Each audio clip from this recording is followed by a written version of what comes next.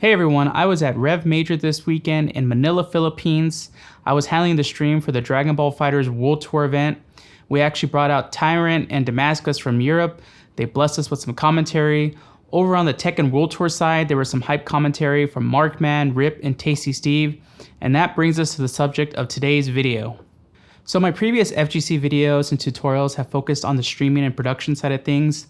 But the truth is that even if you have the cleanest, crispest looking stream and you have amazing matches from players from all around the world, you won't get people to tune in and stick around if you don't have good commentary. So I spoke with Tasty Steve and Rip about the ways that streamers and commentators can better work together, what makes their job easier, what makes their job harder, and also some tips for you up and coming commentators on things you can avoid and how to make sure you don't get a bad deal. So let's kick it over to them and see what they have to say.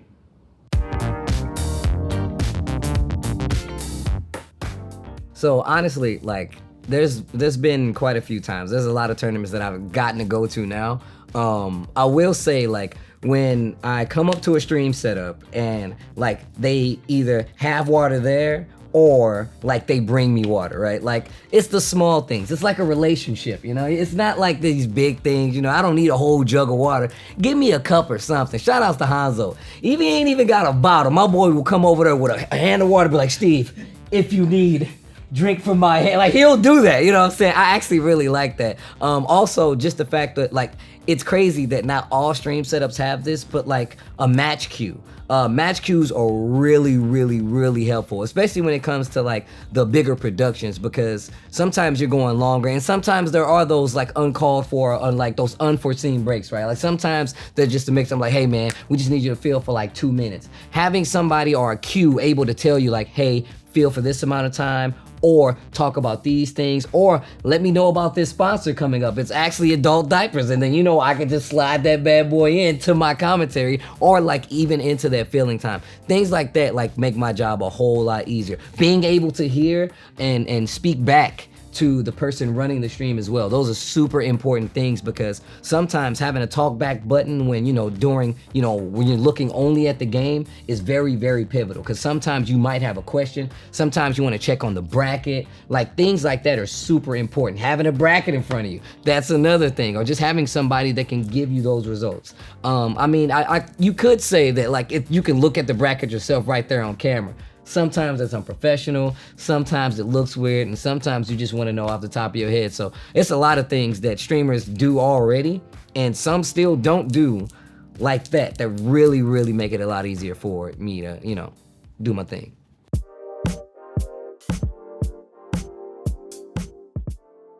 Oh man, I mean, easily the most annoying thing is just when the stream producer's still talking or they accidentally leave their microphone on, right? Like it's always the most frustrating thing, because you're trying to talk. And for me personally, when I have someone talking in my ear, that's where my attention goes. You know, it's if I'm trying to speak at the same time, if I'm trying to listen to my co-commentator and somebody's talking back there because I've got to mute the microphone, it's frustrating. It's very frustrating. But aside from that, like if you're just talking about like tournament logistics, right? If we don't get to know who the players are or the names are swapped, you know, simple things like that, the score doesn't get updated. That's one of those things where you're like, as a commentator, you're trying to remind them like, hey man, looks like they're still up 1-0 here, but the score still says 0-0, but you don't say that part. You know, you reference it and then you hope that they pick it up and they update it, but it doesn't happen, right? So things like that are kind of annoying, but you know, I think that over the years, the little things have improved a lot for us. Just for example, like having a little notepad on the side of our preview monitor, so we can just say like, this is the match coming up next, you know, and that kind of information being relayed back and forth between the commentators and the stream desk. I think that's like been very helpful.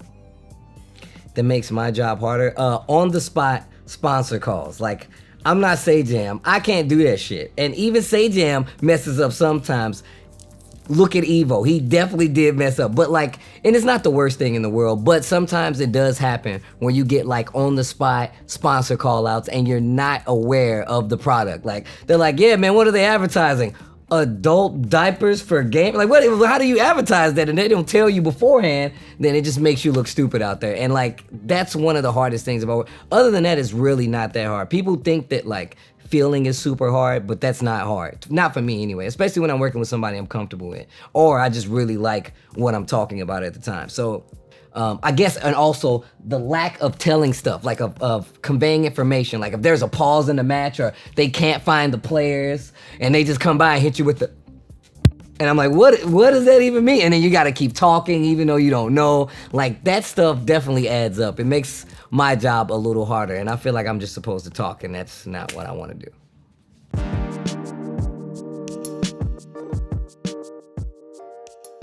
How do I find out the player's backstory?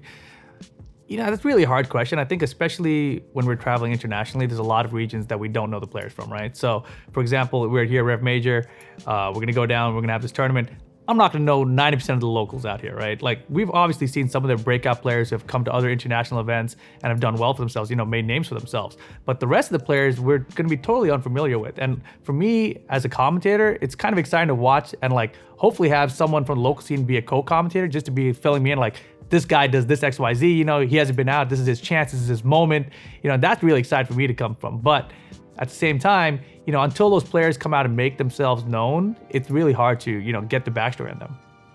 Well, I guess I can't really. So I feel like one of the big problems is that like players, they're players, like they're professional gamers, right? But like some of these dudes ain't got no goddamn personality. Like they can't they get up on stream and they just and like I'm one of those people that like I'm a talkative person. So even if I'm not on stream, sometimes I want to come and I want to talk to you. Like I remember, like shout outs to Zhao Hai. This is not gonna sound very becoming of Zhao Hai, but Zhao Hai walked up to me at Wednesday Night Fights. I didn't even know this dude could speak English. He walked up to me and he was like, "Why do you hate me?" I'm like, "What are you talking about? What are you saying?" He's like, "You always talk bad about my game." I'm like, "Bro, you one of the best players in the world at the time." We were talking about Street Fighter 4, Street Fighter 5, stuff like that. But like that's a good side, right? Like the fact that he cares about his portrayal coming from somebody who talks about the game professionally says he knows that like he's paying attention to those things, not only inside the game, but outside the game. Whether it affects his play, I don't know,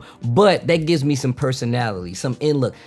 Justin's shitty ass tier list. I could talk about those shitty ass tier lists for the rest of my life. I could use them as examples for my grandchildren about how not to be a Justin Wong. But here we are, things like that give you more about the player, because it's not only about that gameplay. I mean, you get to see their personality kind of play out in the combos depending on how much you know about the game, their play style. You can talk about how lame they are, how aggressive they are, but things like that really make it easier. And it's one of the reasons I talk to everybody. It's one of the reasons I do that is because as if you're a player who does not have like a very like a visual or a talkative person, there's players that don't talk that much. I mean, look at Daigo, but Daigo's legacy speaks for itself. Things like that, I feel like it's more of a those spaces can be filled a multitude of ways. So having a personality, I feel like is very, very strong. I mean, most of the time we know these players are really, really good when they get up on stream. Sometimes we get, Johnny Donuts or Johnny Pencil Pusher who don't know how to play the damn game. And I'm like, well, look, I don't know anything about this guy. He could have been raised on the farm for all I know.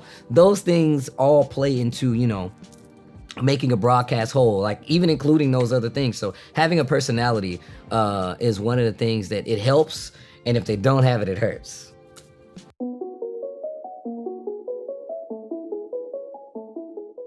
So a lot of people, they give me shit for this, right? Like a lot of people, they're like, man, this guy don't even like look at the brackets. He don't even know what's in the tournament. And like, for me, that's part of my thing. Like I love to get up on stream and be surprised who's there. Like if I didn't see you in the lobby, or I didn't talk to you, or I didn't personally see that you were going to be there, seeing that a player might be there to shake up the brackets is something that I really look forward to. So when I'm sitting there and people are like, oh man, this dude like didn't look at the bracket, I'm like, I don't do that because that helps me like look. Personally, I feel like I try to keep track of multiple games, multiple players a lot of the times, and that's not always easy, but I also have a co-commentator to kind of feel that as well, and I use that. Like I use the fact that like sometimes it might come to me later. Sometimes I might be able to, say, hey, like, Rip, what do you know about this guy? Or Mark, man, what do you know about this guy? Yo, say, Jim, tell me a little bit about this. And not even just, the players itself, but like just stuff inside the game. Those are the kind of things that like I do to prep.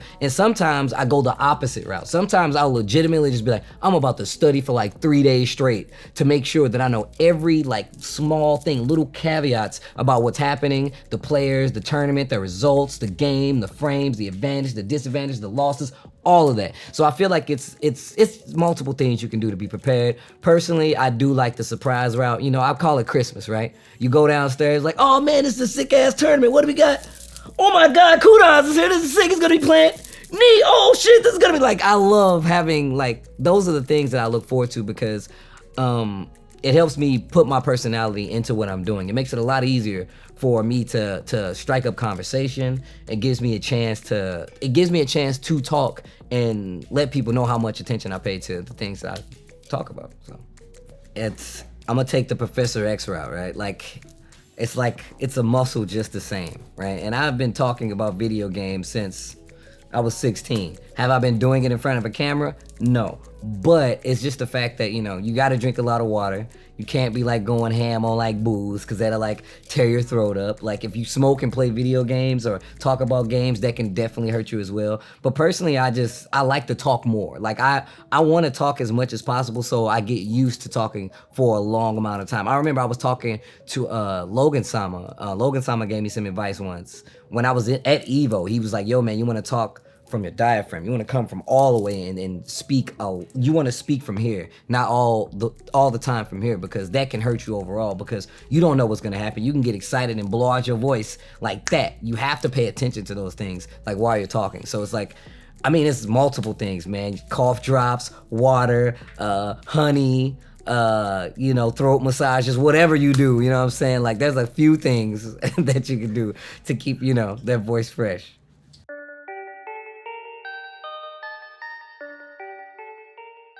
I think the best thing that we're missing in the small scale broadcast is just the producer talking in our ear, actually. Like, we have pretty much everything else, but in something like E-League, for example, right? When you're gonna go to break or something, someone's just like, all right, we're going to break in 30, and you have that warning, you know what's gonna happen. And it's more polished, of course, but there's also way more structure in those kind of events. So they're very detailed about, this is our run of show, we're gonna hit these things bing, bang, boom. But we come to like an FGC event, it's like, we got pools coming, and we're gonna go to break in like an hour, and then here you go, handle it. So there's obviously a lot more structure there, and I think that it's just a matter of scale, right? Like they have more time and resources to put together those run of shows and to make everything flow like that. And at a smaller scale, you're not really gonna get those sort of things. So I think it's just kind of expected for what we have at the moment. From other games into fighting games, I don't think so. I think it was always the other way around, right? Because I have a lot of experience in fighting games. So when I went to something else, I'm like, how do I bring that kind of energy or something over to this game? Where are the moments in those games that I want to really get excited about, to convey what's happening on the screen? Because I've done like PUBG, which is crazy to do. Like there's so much downtime in there. There's a lot of filling in that game, right? Then you have like Arena of Valor, which is like a MOBA on a cell phone, but it's like the moments that happen at the team fights when you got described, the plays are happening. And they have a very different look at, doing play-by-play versus color commentary. So the color commentary for them is more the analysis. And I was like, oh, I thought I was gonna be the color commentary, which is like the boom, but like, no, it's totally different over there. So it was a lot of adjusting and learning about how the different genres work, essentially.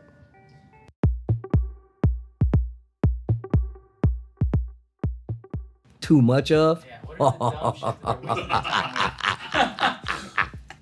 Too much of to get into commentary, ass kissing. I feel like it's one of those things where people feel like they have to pander to the person that they feel like is like running the stream or who's calling the shots. I feel like that's one thing that happens too much. I also feel like everybody pretends like they know too much about the game, right? Like I don't want to ever want to go outside my depth and be like, yeah, man, it's actually like 14 frames and this, that, and the other. I feel like people play it up a little too much about how much information they have, especially when it comes to certain games, right?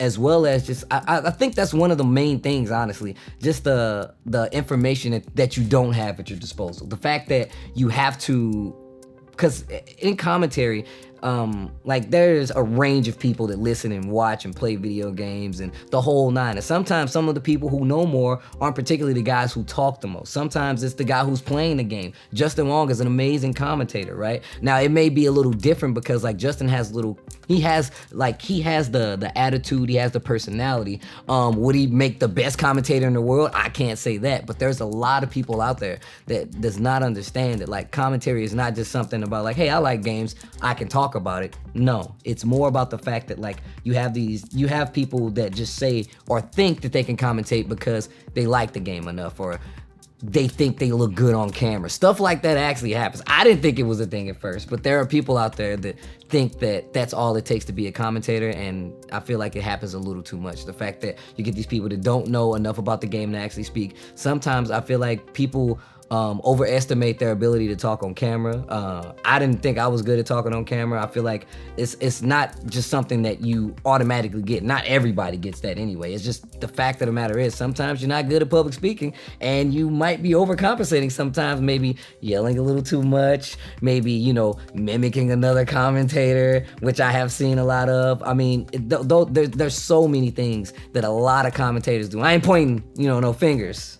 But it definitely does happen, and it definitely kind of like deludes the commentary pool when you see it. So, oh boy, do's and don'ts. I mean, there's been a few terms now where I've had to work with local talent, and for the most part, it's actually been a pretty good experience, to be honest. I think that the part that strikes me most is when I'm commentating with someone I've never commentated with before, and we have this easygoing back and forth because they're using the same phrasings that the other commentators I work with use. And that's really odd to me. It throws me off because I'm like, yeah, it's flowing really well, but who are you? You're not the guy I usually work with, but you sound just like him right now. So that's the part that's really odd to me. So I would say that's a don't. Even though it's really good and it comes across, it's not who that person is, and that drives me a little bit crazy. And I feel like that's become a thing in commentary now where you whatever you hear, you just start repeating it, and like in Tekken, it's the common one now is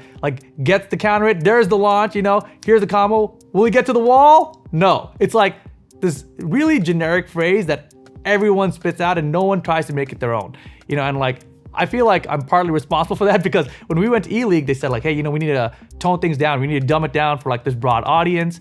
And I was like, okay, well, instead of saying like, okay, he got the down forward two here, and whatever. Now I'm saying like, okay, got the launcher, and we've simplified commentary in that way. And I think a lot of people heard commentary like that and said like, I can be a commentator. You just say the most generic thing possible and there it is. Bing, bang, boom, we're in there.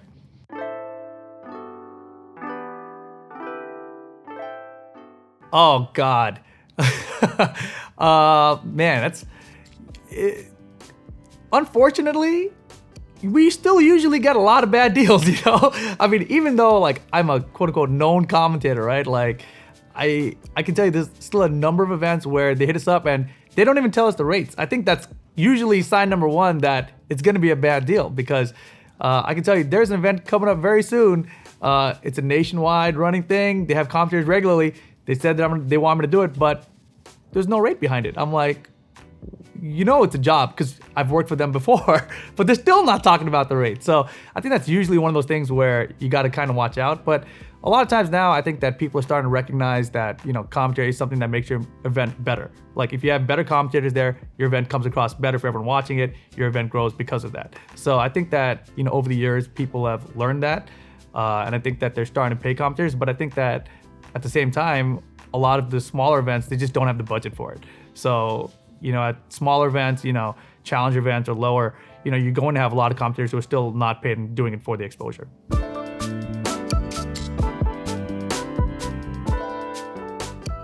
Oh my gosh. Okay, the secret to making a bad match interesting. I think it's more, I feel like that's when knowledge is tested. There's multiple times where I've done like events where it's like literally little kids are playing. It's like, Mom, I need a bottle. And you're like, hey, he's playing Street Fighter versus Justin Wong. And you're like, well, what do you do to kind of mitigate that, right? To make sure that these people like understand that you can take something away from every match. And I feel like it goes to what I just said. You can take some, as a fighting game player, not only a fighting game commentator, I know that you could take something away from every match. You have to be able to understand the game enough to pull everything from that match. Whether that person is a day 1 versus a day 365, you know what I'm saying? Like, you have to be able to understand the ins and outs of that game because it shows. If you're not able to, if you don't understand the game enough to know what somebody's not doing, having some knowing what someone is doing is only half the battle. Like, you can't be like, well, this guy's gonna do this, is gonna be +5, and that means he can't input it here. Like, you're only talking about one aspect of the game because you're only looking at one part of it. And I feel like one of the things that I do is I commentate as a player of both characters. So I have to know at least this amount about both characters no matter what. And that's not even including the game. So it's like I'm looking at this as a player, not only a commentator. So it's like if you ask me personally, I feel like you have to look at it from like not only you're a commentator on the left side of somebody else that's also commentating behind the screen. You have to be like, well, look,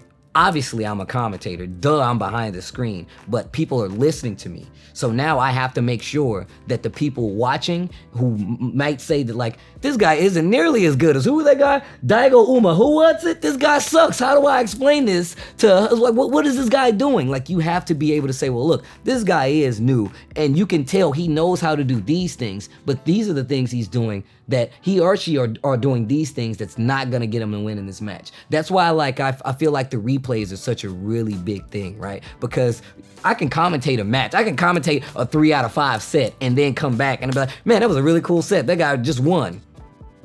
And that's the end. You have to be able to be like, man, he won, but he won because of these things. And this player lost because of these things. And then you have to apply that to where you've seen that player before. Sometimes it's the first time. You can give players advice because sometimes they're gonna come back and look at that and be like, well, what could I take away from it? And sometimes, and which I've been there as well as many other players, you feel like man, I'm sharp. I'm gonna go in here and win this tournament. Ask Rob TV. He'll tell you all the time how he's come from a certain point and be like, man, I'm the best person here, to be like, damn, I don't know shit. Like, it happens. You have to be able to say, well, look, as a commentator and as a player, you have to be like, well, look, this person can and can't do this, and this person can and can't do this, and this is how they clash. And I feel like that's what commentary is anyway.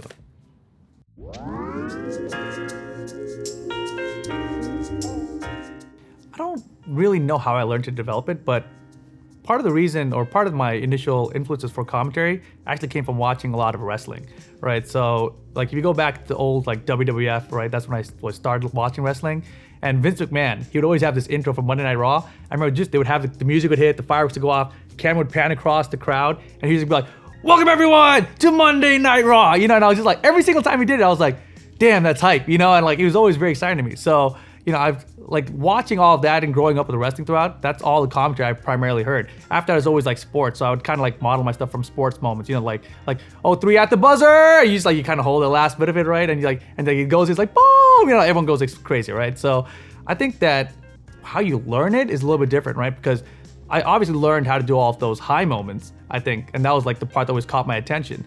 But like a lot of times now people told me like, you gotta learn when to sit out during commentary. So now like things are happening, sometimes you just gotta like hold your breath and go like, and just that moment of pause, like it actually builds more hype too, right? It's just, you don't know what's gonna happen in those situations. So in Tekken 7 specifically, when slow-mo happens, as a commentator, it was like the craziest thing because no one knew what to say. Like it would catch everyone off guard. You'd be like, everyone just scream whatever was happening, like, oh, you just make this random noise. But then like now I've learned to function and like put whatever's happening to words and stretch it out at the same level, So Tekken 7's been fun to, modify throughout like that as well, I guess.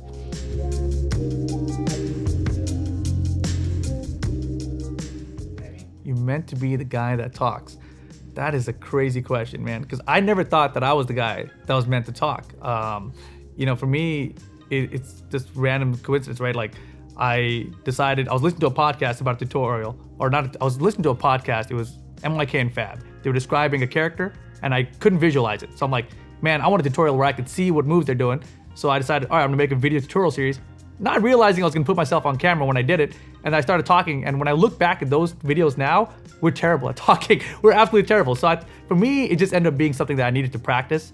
And then, MLG came around and like I had some carpal tunnel problems and they were like, hey, you wanna do an interview? And so I got interviewed and then they're like, you wanna stay on and do commentary? I'm like, I've never done that before, but all right. And it just kind of happened. And I just ended up being a guy who was talking.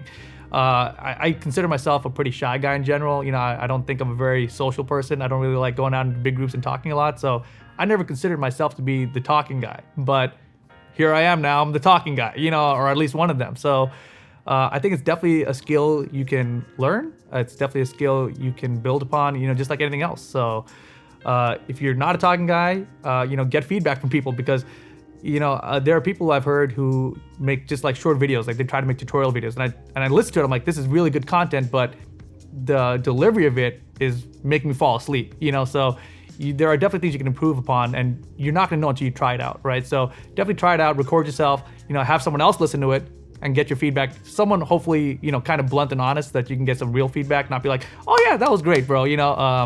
Somebody you can trust to give you that critical feedback. So thanks again to Tasty Steve and Rip for sharing their knowledge in this video. Make sure to follow Rip. Rip actually runs Level Up Your Game, which is a Twitch and YouTube channel focused on Tekken-based content. That's podcasts, tutorials, and tournament footage. All the links will be in the description. Also, be sure to follow Tasty Steve to see what event he's bringing the hype to next. And be sure to stay subscribed to this channel, because up next we have Markman talking about the business of content creation and working with sponsors. So see you on the next video. Give a like if you enjoyed it, and adios.